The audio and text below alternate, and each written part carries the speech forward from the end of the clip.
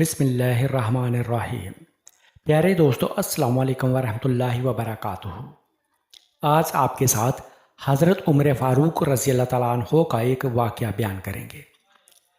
ایران کے ایک صوبے کا گورنر جس کا نام ہرمزان تھا، بڑا بہادر آدمی تھا مگر مسلمانوں کا سخت دشمن تھا۔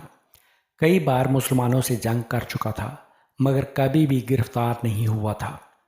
اس زمانے میں حضرت عمر فاروق رضی اللہ تعالیٰ عنہ مسلمانوں کے خلیفہ تھے اور انہوں نے حکم دے رکھا تھا کہ ہرمزان جب گرفتار ہو فوراً اسے ان کی خدمت میں پہنچا دیا جائے، وہ خود اسے سزا دیں گے۔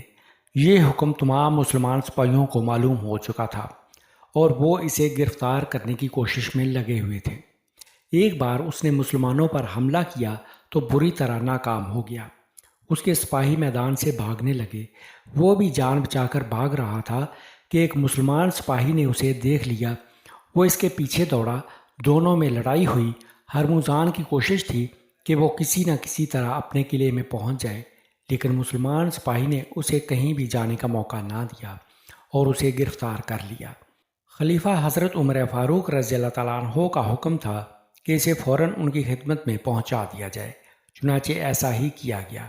ہرمزان بہت اچھی طرح جانتا تھا کہ اب وہ کسی طرح بھی زندہ نہیں رہ سکتا۔ اس نے بار بار مسلمانوں کو نقصان پہنچایا تھا اور ہر طرح انہیں تکلیف دی تھی۔ اب سزا سے کس طرح بچ سکتا تھا؟ خلیفہ حضرت عمر فاروق رضی اللہ تعالیٰ عنہ نے اسے دیکھا تو پوچھا، کیا تم ہی وہ شخص ہو جس نے کئی بار ہم پر حملہ کیا ہے؟ ہرمزان نے جواب دیا، ہاں میں ہی وہ شخص ہوں۔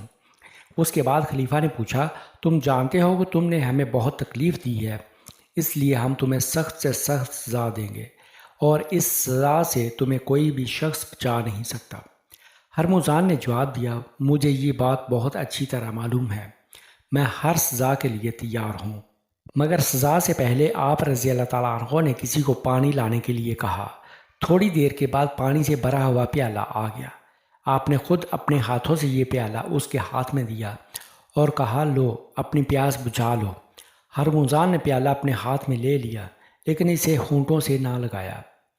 آپ رضی اللہ تعالیٰ عنہ نے پوچھا، تم نے پانی مانگا تھا، وہ تمہیں دے دیا گیا ہے، اب پیتے کیوں نہیں؟ پیالہ ہاتھ میں لے کر کیا سوچ رہے ہو؟ وہ بولا، مجھے ایک بات کی فکر ہے۔ کس بات کی فکر؟ آپ نے پوچھا۔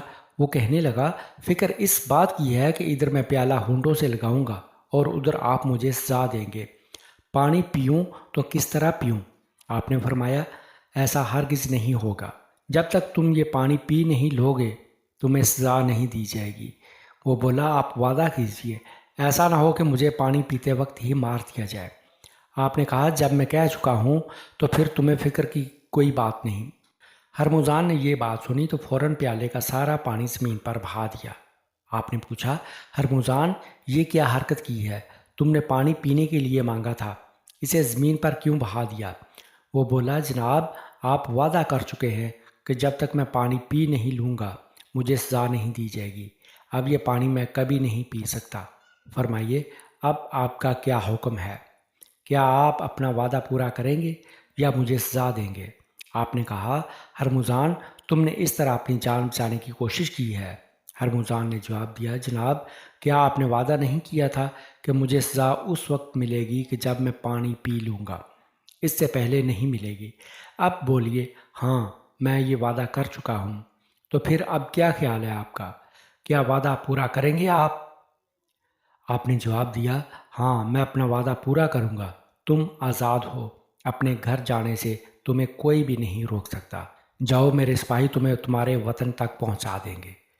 خلیفہ کا حکم سب کو معلوم ہو گیا اور ہرمزان سب کے سامنے اپنے وطن کو روانہ ہو گیا، لیکن خلیفہ حضرت عمر فاروق رضی اللہ تعالیٰ عنہ نے جو سلوک اس کے ساتھ کیا تھا وہ اسے رہ رہ کر یاد آ رہا تھا، اور اس کا نتیجہ یہ ہوا کہ تھوڑی مدت بعد ہی آپ رضی اللہ تعالیٰ عنہ کی خدمت میں حاضر ہو گیا۔